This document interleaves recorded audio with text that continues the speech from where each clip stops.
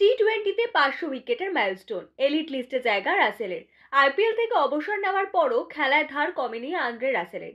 Kolkata night রাইডার্সের সঙ্গে এবার নতুন পরিচয়, পাওয়ার কোচ হিসেবে দেখা যাবে তাকে। তবে ক্রিকেট ছাড়ার নয় রাসেলের মন।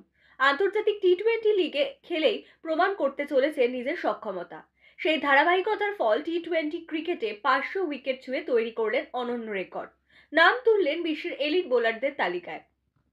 এই মুহূর্তে আইএল টি-20 আবু ধাবি নাইট রাইডার্সের হয়ে খেলছেন রাসেল। শুক্রবার শারজায় ডেজার্ট ভাইপার্সের বিরুদ্ধে ম্যাচেই এলো ঐতিহাসিক মুহূর্ত। 3 ওভার বোলিং করে 33 রান তুলে নিলেন তার টি-20 ক্যারিয়ারের 500তম উইকেট। ম্যাচ শেষে দল তাকে সম্মান জানায় একটি বিশেষ জার্সি দিয়ে।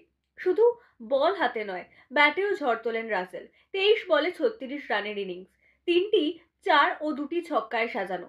তবে তার এই অলরাউন্ড পারফরমেন্স সত্ত্বেও জয়ের মুখ দেখেনি আবু ধাবি।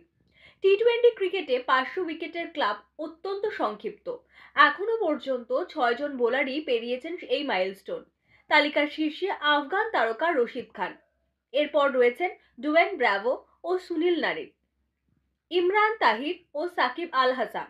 এর পাশে এবার যুক্ত হলেন আন্দ্রে রাসেল। 576 ম্যাচে 500 উইকেট নিয়ে তিনি এখন টি-20 ইতিহাসের ষষ্ঠতম সফলতম বোলার।